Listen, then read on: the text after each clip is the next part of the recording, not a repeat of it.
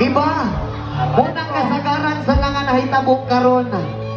Ang akong uyab sa unang gibuli ko niya sa akong barkada. Ako siya gipangutan ng pagkabalo na ko nga gibuli ko niya sa akong barkada. Giadto na ko sila sa ilahang balay. Diadto ko sa ilang balay, pag-abutan ko sa ilang balay, nanungtong ko sa ilang pultahan. Isog pagkayo ko. Ablihi ko.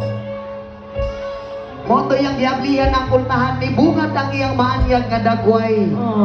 Kung ako siyang ginagriso, wala na ko'y dagan pang abi-abihon nga istorya kung dili pinunanay ning akua. Unsa may naa sa akong barkada nga wala sa akua.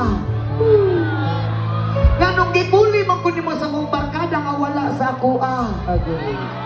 Kabalo mo sa iyang tubang sa akua. Gipulit ka sa imong barkada ka imong barkada perting dako akong dala. Aray ko. Dakong dala nga kwarta wala pa ko nahuman.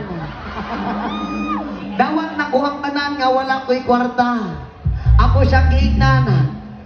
Gamay lagi ning akua pero taas mapud ni. Taas o pananaw sa kinabuhi. Aray ko. Pas-pas kayo mo makareact, no? Haon kayo mo? Yung sound, yun ang sound!